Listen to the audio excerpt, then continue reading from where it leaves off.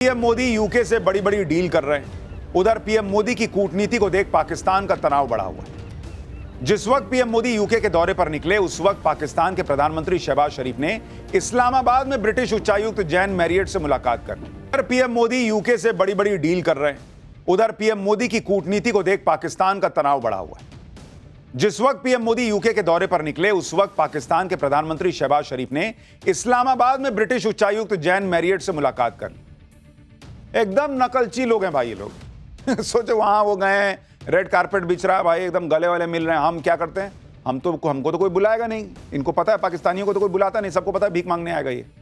तो इन्होंने अपने यहाँ दूतावास वाले को बुला लिया और पाकिस्तान के प्रधानमंत्री ने ब्रिटिश उच्चायुक्त के सामने भारत से बातचीत की इच्छा जताई।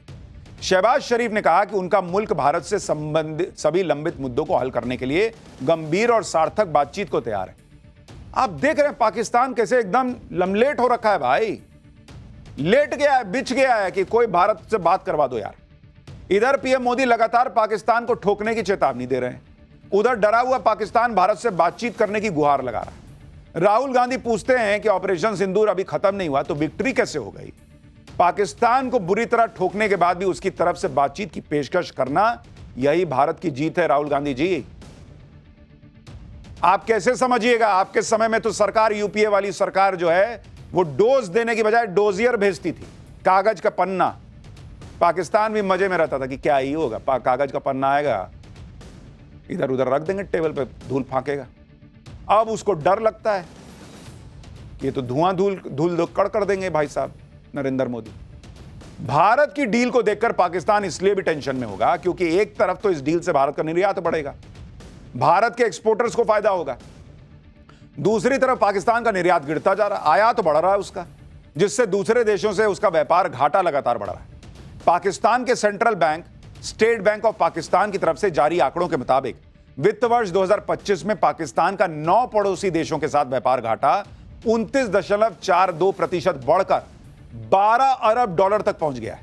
इसमें चीन, बांग्लादेश जैसे पड़ोसी भी शामिल हैं, जिससे पाकिस्तान ज्यादा सामान खरीद रहा है लेकिन निर्यात कम कर रहा है। पाकिस्तान की दिक्कत है कि वो एक चीज बहुत शानदार एक्सपोर्ट कर सकता है और वो आतंकवादी। उसके यहां भर भर के आतंकवादी पड़े, लेकिन कोई दूसरा देश आतंकवादी इंपोर्ट करता नहीं तो भाई की इकोनॉमी अभी चढ़ जाती। पाकिस्तान का व्यापार घाटा लगातार बढ़ रहा है, जो पाकिस्तान की इकोनॉमी के लिए अच्छा नहीं है। यही वजह है कि पाकिस्तान लगातार भारत से बातचीत की गुहार लगा रहा है।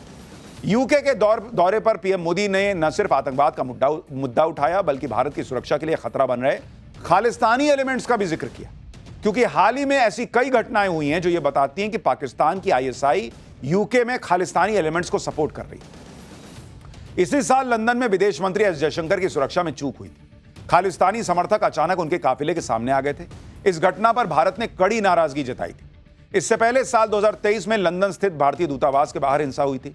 इस हमले के पीछे खालिस्तानी एलिमेंट्स का हाथ। उस वक्त कुछ खालिस्तानी समर्थकों ने तिरंगे का अपमान करने की कोशिश की थी। इसी साल ब्रिटेन की सुरक्षा एजेंसीज की एक लीक रिपोर्ट में खालिस्तानी एलिमेंट्स को खतरा भी बताया गया था। इसलिए पीएम मोदी ने अपने यूके दौरे पर खालिस्तानी एलिमेंट्स का मुद्दा उठाया और उन पर एक्शन की मांग भी की। सुनिए पीएम मोदी ने वहां खालिस्तानियों के इलाज को लेकर क्या कहा है।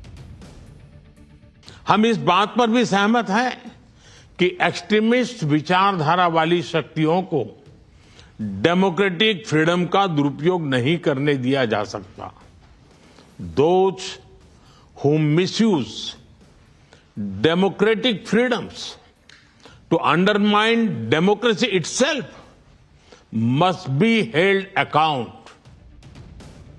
प्रधानमंत्री नरेंद्र मोदी जब डील कर रहे थे, एफटीए की डील कर रहे थे, तो उनको पता था कि यही समय है, खालिस्तानियों को लेकर भी बात कर लो, पाकिस्तान को लेकर भी बात कर लो और उनको बता दो भाई कि व्यापार कर रहे हैं ठीक है, लेकिन ये सब जो हो रहा है ये सब भी तुमको देखना पड़ेगा।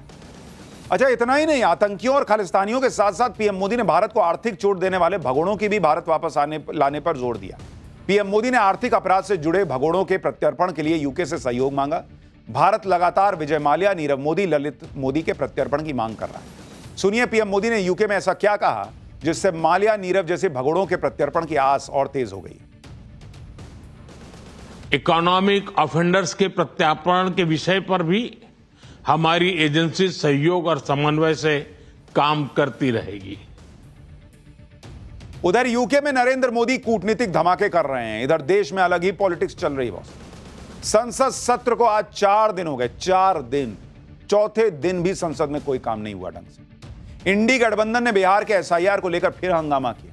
कांग्रेस के सांसद वेल में आकर पोस्टर लहराने लगे। हंगामे के बीच लोकसभा सिर्फ 12 मिनट चल पाई, 12 मिनट, जबकि राज्यसभा की कार्रवाई भी हंगामे के बाद कल तक के लिए स्थगित करनी पड़ी। इसके बाद जब राहुल गांधी संसद से निकले तो चुनाव आयोग पर बरस गए। राहुल गांधी ने नया दावा कर दिया कि उनके पास वोट चोरी के प्रूफ हैं। कर्नाटक की एक कोई सीट है जिसको लेके इनके पास कोई सबूत है। वहां पर इलेक्शन कमीशन ने बेईमानी कर दी है इनके हिसाब से। एक बार सुनिए राहुल गांधी का आरोप, फिर उसकी सच्चाई बताता हूं। ये बहुत सीरियस मैटर है।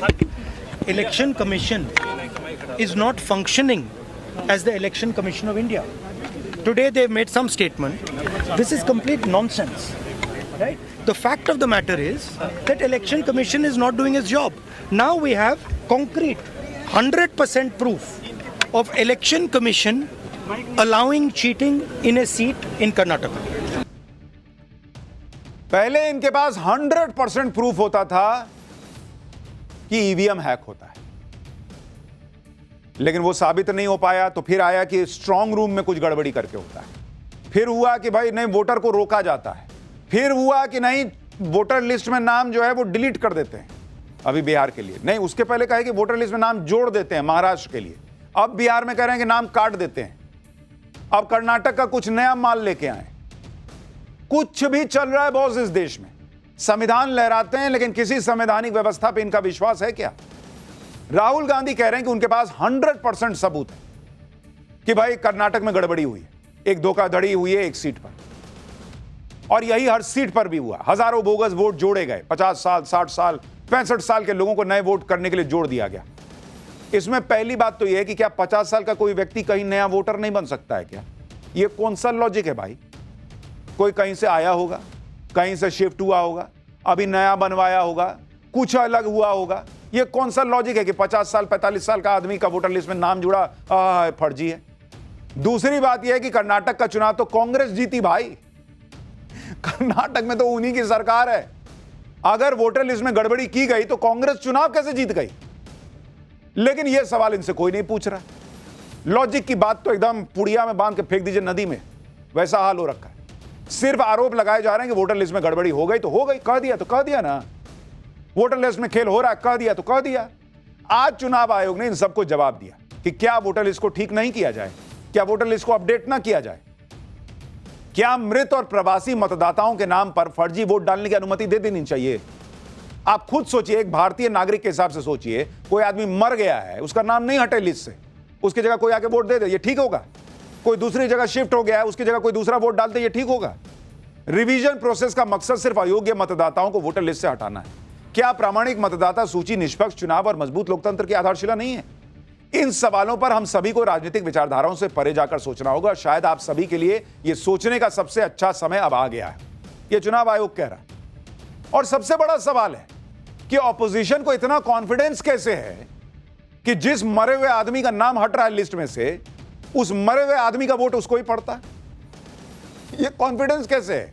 जो दूसरी जगह शिफ्ट हो गया है वो उसी का वोटर था जो वोट दे देता कहीं और बैठे बैठे। ये इनको कॉन्फिडेंस कैसे? हो सकता है बीजेपी कर लेती। लेकिन राहुल गांधी और उनके साथियों को इन सब बातों से कोई मतलब नहीं। उन्हें तो सिर्फ यह दिख रहा है कि चुनाव आयोग के बहाने नरेंद्र मोदी को कैसे घेरा जाए और कैसे यह बताया जाए कि चुनाव में उनके साथ खेल हो रहा है, जबकि सच यह है कि ये लोग बार बार नरेंद्र मोदी के सामने फेल होते हैं। और जब कोई नहीं मिल रहा तो सारा गुस्सा आप चुनाव आयोग पे निकाल रहे हैं। चुनाव आयोग को एक तरीके से धमका रहे हैं। राहुल गांधी ने आज किस तरह से चुनाव आयोग को देख लेने की धमकी दी है, आप देखिए, खुद सुनिए। Voter deletion, voter addition, new voters who are 18, who are way above 18. So we have caught them. Okay, and I want to send a message to Election Commission. Yes, sir. If you think you're going to get away with this, if your officers think you're going to get away with this, you're mistaken. You're not going to get away with it, because we are going to come for you. Rahul Gandhi आप देख रहे हैं किस तरह से धमका रहे हैं कि we are going to come for you. जब राहुल गांधी ने चुनाव आयोग को धमकाया तो चुनाव आयोग ने भी आज खुलकर राहुल गांधी को जवाब दे दिया। जिस कर्नाटक को लेकर राहुल गांधी ने दावा किया कि वहां पर वोटर लिस्ट में गड़बड़ी के सबूत उनके पास हैं, उस पर चुनाव आयोग ने कहा कि कर्नाटक लोकसभा चुनाव की मतदाता सूची को लेकर कांग्रेस की तरफ से एक भी अपील दायर नहीं की गई है। सबूत है तो अपील क्यों नहीं दायर किए बॉस? लोकसभा चुनाव में हारने वाले एक भी कांग्रेस उम्मीदवार ने कोई याचिका नहीं डाली है। हम सोचने को मजबूर हैं कि इस प्रकार के धमकीपूर्ण आरोप सीईसी के खिलाफ अब क्यों लगाए जा रहे हैं। यानी सबसे जो बेसिक प्रश्न है ना, महाराष्ट्र में आप कह रहे हैं कि गड़बड़ी हुई है, आप कह रहे हैं कर्नाटक में चोरी हुई है, 100% सबूत है, तो आपने अपील क्यों नहीं किया? आप सुप्रीम कोर्ट चले जाइए बॉस, वहां अपील